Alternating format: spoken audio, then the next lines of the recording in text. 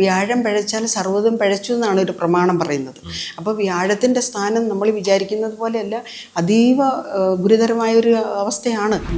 മങ്ങൽ അത് കൂടുതലായിട്ട് അവരെ ബാധിക്കുന്നില്ല. കാരണം അദ്ദേഹത്തിൻ്റെ സ്വന്തം വീട് തന്നെയാണല്ലോ മീനൻ രാശി. ഈ 3 വ്യാഴം പോയാൽ മുറവിളി കൂട്ടുമെന്നാണ് ഒരു പ്രമാണം പറയുന്നത്. ഇപ്പോഴത്തന്നെ ആൾക്കാർ അതിൻ്റെ ഒരു ചെറിയ ചേഞ്ചസ് ഉണ്ടായിട്ടുണ്ട്. അതുകൊണ്ട് പലരും വിളിച്ചിട്ട് പറയുന്നതാണ് അവർക്ക് ജോലി നഷ്ടപ്പെടുന്നു, മറ്റു വിഷയങ്ങളുണ്ട്, ദാമ്പത്യ ജീവിതം.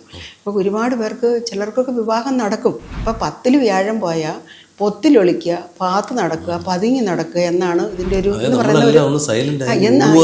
അപ്പോൾ പിന്നെ വ്യാഴത്തിന് മാത്രമായിട്ട് പൂജ ചെയ്യണമെന്നുണ്ടെങ്കിൽ നമ്മളതിന് പ്രത്യേകമായിട്ട് പത്മമിട്ട് കളമിട്ട് അതിന് പൂജ ചെയ്ത് വിഷ്ണു പൂജ തന്നെ ചെയ്ത് വ്യാഴത്തെ പ്രസാദിക്കും. അതാണ് ചില സ്ഥലങ്ങളിലൊക്കെ ചെല്ലുമ്പോൾ തമിഴ്നാട്ടിലേക്കൊക്കെ ചെന്ന് കഴിഞ്ഞാൽ നിലക്കടല പുഴുങ്ങിയിട്ട് അവരതിനെ കോർത്ത് ഇങ്ങനെ മാലയായിട്ട് നഗരങ്ങൾക്ക് ഇടും. അവരൊക്കെയാണ് വളരെ കൃത്യമായിട്ട് ഈ ഗ്രഹസ്ഥിതി നോക്കി കാര്യങ്ങൾ ചെയ്യുന്നവർ. അമ്മ നമസ്കാരം. നമസ്കാരം. നമ്മൾ കഴിഞ്ഞ വീഡിയോയിൽ പറഞ്ഞു ഈ വ്യാഴമാറ്റം ഉത്സവത്തോടനുബന്ധിച്ച് പൂജയും പറയുന്നുണ്ട്.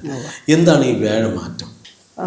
അതായത് നമ്മൾക്ക് ഈ നവഗ്രഹങ്ങൾ ഓരോ രാശികളിലാണ്, 12 രാശികളാണുള്ളത്. അപ്പം ഇതിൽ ഓരോ രാശികളിലുമാണ് ഓരോ ഗ്രഹങ്ങളും നിൽക്കുന്നത്. ഇപ്പോഴത്തെ അവസ്ഥയിൽ അതായത് വ്യാഴം എന്ന് പറയുന്നത് ദേവഗുരുവായിട്ടും ബൃഹസ്പതി എന്നൊരു പേര് കൂടി അദ്ദേഹത്തിനുണ്ട്. ഇടവൻ രാശിയിലാണ് വ്യാഴം നിൽക്കുന്നത്. വ്യാഴം ഒരു രാശിയിൽ ഒരു വർഷമാണ് നിൽക്കുന്നത്. അപ്പോൾ ഇടവൻ രാശിയിൽ നിന്ന് അത് മിഥുനൻ രാശിയിലേക്ക് മാറുന്നു. അപ്പോൾ ഈ ഗ്രഹം, അതായത് ഓരോ വർഷം അനുസരിച്ച് ഇവർക്കിതൊരു പ്ലാനറ്ററി ചേഞ്ചസ് വരും. ഇങ്ങനെ ഇവർക്ക് അതിൻ്റെ പൊസിഷൻ മാറി വരും. അങ്ങനെ മാറിയതാണ് ശനിയും. അപ്പോൾ ഇങ്ങനെ ഓരോ ശനിക്ക് മാറാൻ 2.5 വർഷം, വ്യാഴത്തിന് 1 കൊല്ലം, മറ്റ് രാഹുകേതുക്കൾക്ക് 18 മാസം, ഓൾമോസ്റ്റ് 18 മാസം. ഇങ്ങനെ ഓരോരുത്തർക്കും മറ്റുള്ളവർക്കൊക്കെ ഇപ്പോൾ സൂര്യഭഗവാന് 1 മാസം മതി. അതാണ് 30 ദിവസം കഴിയുമ്പോൾ രാശി മാറിപ്പോകുന്നത്. 30 ദിവസം മതി. ഒരു രാശിയിൽ എത്ര ദിവസമല്ലേ നിൽക്കുന്നുള്ളൂ. അതുകൊണ്ട് അവരുടെ ദോഷം വന്നാലും ഒരു ലിമിറ്റഡ് ദിവസത്തേക്ക് നമുക്ക് അതിൻ്റെ ദോഷം ബാധിക്കത്തുള്ളൂ. അപ്പോൾ വ്യാഴം നമ്മുടെ ജന്മരാശിയിൽ നിന്ന്, അതായത് ഇപ്പോഴും നിൽക്കുന്ന ഇടവൻ രാശിയിലേക്ക് മാറുകയാണ്. ഇത് മാറുന്ന സമയത്ത് നമ്മൾ പറയും ജ്യോതിഷ വിധി പ്രകാരം, അതായത് നമ്മുടെ ജന്മരാശിയുടെ 4, 6, 8, 12 ഈ ഭാവങ്ങളിലേക്ക് ഉള്ള ശുഭഗ്രഹം പോയി നിൽക്കുന്നത് അത്ര ഗുണകരമല്ല എന്നാണ് ജ്യോതിഷത്തിൽ പറയുന്നത്. ഞാൻ അത്ര വലിയ പ്രശസ്തയായ ജ്യോതിഷമൊന്നും അല്ല കേട്ടോ. എനിക്ക് അറിയുന്ന ബാലപാഠത്തിൽ നിന്ന് പറയുന്ന കാര്യങ്ങളാണ്. പോരായ്മ ഉണ്ടെങ്കിൽ സദയം ക്ഷമിക്കണം. അങ്ങനെ അല്ല ഞാൻ ഇനിയിപ്പോൾ ഞാനെല്ലാം അറിയുന്ന കാര്യങ്ങൾ പ്രേക്ഷകർക്ക് പറഞ്ഞു കൊടുക്കുക. ഒരു പ്രശ്നം വരുമ്പോൾ നമ്മളൊരു വാക്കാണ് അവരെ പല അപകടത്തിൽ നിന്ന്, വലിയ ജ്യോതിഷിയോ വലിയ ഡോക്ടറോ സയന്റിസ്റ്റോ ഒന്നും ആവേണ്ട കാര്യം, നല്ല വാക്ക് പറയാനായിട്ട് നല്ല മനസ്സുണ്ടായി. അമ്മയ്ക്ക് ആ മനസ്സുണ്ട്. അതുകൊണ്ട് അതുപോലെ വ്യാഴം പിഴച്ചാൽ സർവ്വതും പിഴച്ചു എന്നാണ് ഒരു പ്രമാണം പറയുന്നത്. അപ്പോൾ വ്യാഴത്തിൻ്റെ സ്ഥാനം നമ്മൾ വിചാരിക്കുന്നത് പോലെയല്ല, അതീവ ഗുരുതരമായൊരു അവസ്ഥയാണ്.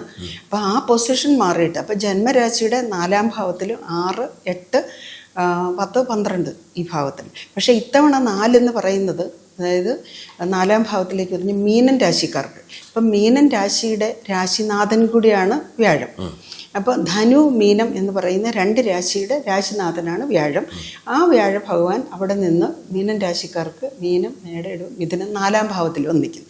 4ലേക്ക് വരും. പക്ഷേ അത് വെച്ച് നോക്കുമ്പോൾ ഇവർക്ക് ഇത്തവണ ആ വ്യാഴത്തിൻ്റെ വലിയ ദോഷം, അതായത് എന്താ പറയുക, മങ്ങൽ അത് കൂടുതലായിട്ട് അവരെ ബാധിക്കുന്നില്ല. കാരണം അദ്ദേഹത്തിൻ്റെ സ്വന്തം വീട് തന്നെയാണല്ലോ മീനൻ രാശി. അതുകൊണ്ട് ഇത്തവണ 4ലേക്ക് മാറുന്നവർക്ക് അത്ര വലിയ ദോഷമില്ല എന്ന് പറയുന്നവരുമുണ്ട്. മേടൻ രാശിക്കാർക്ക് ഇപ്പോൾ അശ്വതി, ഭരണി, കാർത്തിക കാല് മേടൻ നക്ഷത്രക്കാർക്ക് ഇപ്പോഴത്തെ ഇതനുസരിച്ച് അവർക്ക് 7.5 ശനി സ്റ്റാർട്ട് ചെയ്തു. ആ 7.2 ശനിയോടൊപ്പം അവർക്ക് വ്യാഴം 3-ാം ഭാവത്തിലേക്കാണ് മാറുന്നത്. ഈ 3 വ്യാഴം പോയാൽ മുറവിളി കൂട്ടുമെന്നാണ് ഒരു പ്രമാണം പറയുന്നത്. അപ്പോൾ 3ലേക്ക് പോകുന്ന വ്യാഴം ഇപ്പോഴത്തന്നെ ആൾക്കാർ അതിൻ്റെ ഒരു ചെറിയ ചേഞ്ചസ് ഉണ്ടായിട്ടുണ്ട്. അതുകൊണ്ട് പലരും വിളിച്ചിട്ട് പറയുന്നതാണ് അവർക്ക് ജോലി നഷ്ടപ്പെടുന്നു, മറ്റു വിഷയങ്ങളുണ്ട്, സാമ്പത്തിക പ്രശ്നങ്ങൾ, അത് ശരിയാകുന്നില്ല, ഇത് ശരിയാകുന്നില്ല, ലോൺ കിട്ടുന്നില്ല, ഇങ്ങനെ നിറയെ വിഷയങ്ങൾ പറയുന്നുണ്ട്. അപ്പോൾ അവരെ സംബന്ധിച്ചിടത്തോളം ഈ മേടൻ രാശിക്കാർ പ്രത്യേകമായിട്ട് ശ്രദ്ധിക്കേണ്ടതുണ്ട്. അവർക്ക് ഈ പറയുന്ന ഗ്രഹങ്ങൾ 2 വ്യാഴവും ശനിയും അനിഷ്ടസ്ഥാനത്താണ്. അപ്പോൾ അവരിനി എന്താ ചെയ്യും? കന്നി രാശിക്കാർക്ക് 7-ൽ ശനി, അതായത് കണ്ടകശനിയും 7 7-ാം ഭാവത്തിൽ ശനി വരുന്ന സമയത്ത് പൊതുവെ പറയും നമ്മുടെ കളത്ര സ്ഥാനം, കളത്രം എന്ന് പറഞ്ഞാൽ ദാമ്പത്യ ജീവിതം.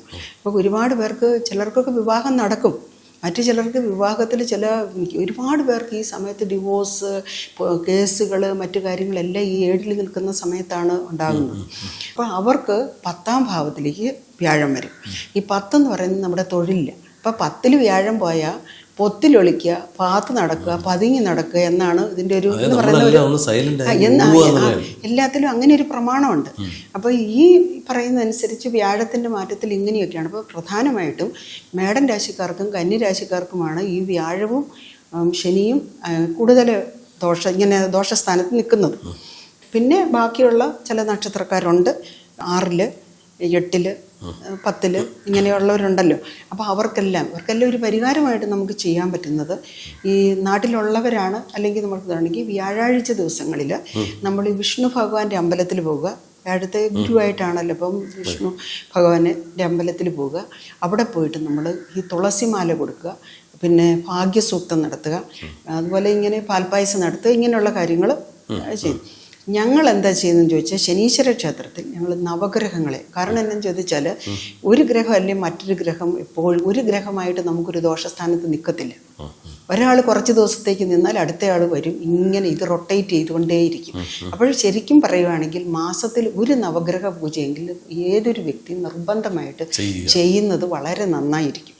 അപ്പോൾ പിന്നെ വ്യാഴത്തിന് മാത്രമായിട്ട് പൂജ ചെയ്യണമെന്നുണ്ടെങ്കിൽ നമ്മളതിന് പ്രത്യേകമായിട്ട് പത്മമിട്ട് കളമിട്ട് അതിന് പൂജ ചെയ്ത് വിഷ്ണു പൂജ തന്നെ ചെയ്ത് വ്യാഴത്തെ പ്രസാദിപ്പിക്കും. ഇപ്പോൾ നാട്ടിലില്ലാത്ത ഒരാൾ, ഇപ്പോൾ വിദേശത്തൊക്കെ ആണെങ്കിൽ ഇത്തരം ക്ഷേത്രങ്ങൾ വളരെ കുറവായിരിക്കും, നമ്മുടെ ഭാരതത്തിലോ അല്ലെങ്കിൽ ചില സ്ഥലങ്ങളിലുള്ള, അങ്ങനെയുള്ളവർക്ക് എന്ത് ചെയ്യാൻ പറ്റും? ഇത് നമ്മളെ വിളിക്കുന്നവർക്ക് ഞങ്ങളിത് ഇവിടുത്തെ ഈ പൂജ ചെയ്യും, വ്യാഴത്തിൻ്റെ പൂജ ചെയ്തുകൊണ്ട് ഈ സമയത്ത് നമ്മളത് ഇവരെ കാണിച്ചു കൊടുക്കും ഫോണിലൂടെ, ക്ഷേത്രത്തിൽ ലൈവായിട്ട് കാട്ടും. എന്നിട്ട് ലൈവായിട്ട് അവരോട് തലേ ദിവസം പറയും ഇന്നത്തെ ദിവസം നമുക്ക് പൂജയുണ്ട്. അങ്ങനെ ധാരാളം പേർക്ക് നമ്മളത് ചെയ്തു കൊടുക്കും. ടെക്നോളജി തീർച്ചയായിട്ടും അത് അവർക്കും വലിയ സന്തോഷമാകും. പിന്നെ അതുപോലെ ലാസ്റ്റിൽ ഞങ്ങൾ അതിൻ്റെ ആരതി ഒഴിഞ്ഞ് പൂജ സമർപ്പിക്കുന്ന സമയം വരുമ്പോൾ ആ ആരതി നമ്മൾ തീർച്ചയായിട്ടും ഈ ഫോണിലൂടെ കാണിച്ചു കൊടുക്കുമ്പോൾ അവരതിൽ നമിച്ച് പ്രണമിക്കുന്ന അതൊരു അത് എല്ലാവർക്കും ഒത്തിരി അനുഭവങ്ങളുണ്ട്. ഇങ്ങനെ ഇത്ര കാര്യങ്ങൾ ചെയ്യാറുണ്ട്. ഒരുമാതിരി പൂജകളെല്ലാം തന്നെ നമ്മൾ അങ്ങനെയും ചെയ്തു കൊടുക്കാറുണ്ട്. നമ്മുടെ ക്ഷേത്രത്തിൽ ഇങ്ങനെ കാര്യങ്ങൾ ചെയ്തു വരുന്നുണ്ട്. ഇങ്ങനെ ചെയ്യുന്നുണ്ട്. അത് എല്ലാത്തിനും വേണ്ടി നമ്മൾ ചെയ്യും. നാട്ടിലില്ലാത്ത പലരും നമ്മളെ വിളിച്ചിട്ട് പല കാര്യങ്ങളും ആവശ്യപ്പെടുമ്പോൾ അവർക്ക് വേണ്ടി നമ്മൾ ഇത്തരത്തിൽ പൂജ ഹോമാദികൾ ചെയ്ത് അവരെ ഇതിൽ പങ്കെടുപ്പിക്കാറുണ്ട്.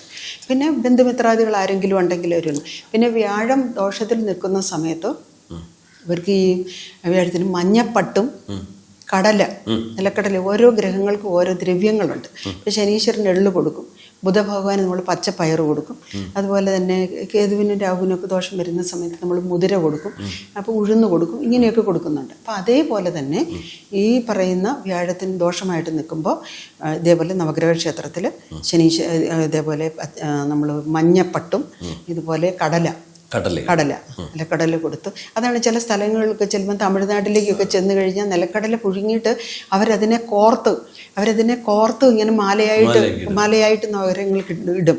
അവരൊക്കെയാണ് വളരെ കൃത്യമായിട്ട് ഈ ഗ്രഹസ്ഥിതി നോക്കി കാര്യങ്ങൾ ചെയ്യുന്നവർ. പിന്നെ നമ്മളിപ്പോൾ ഇത് പുതുതായിട്ട് ചെയ്തു വരുമ്പോൾ പലർക്കും ഇതിനകത്തൊരു കൗതുകമാണ്. ഇങ്ങനെയൊക്കെ കാര്യങ്ങൾ ഇങ്ങനെയൊക്കെ ചെയ്യണം, ഇങ്ങനെയൊക്കെ ചെയ്താൽ അതിന് റിസൾട്ട് ഉണ്ടാവും. തീർച്ചയായും.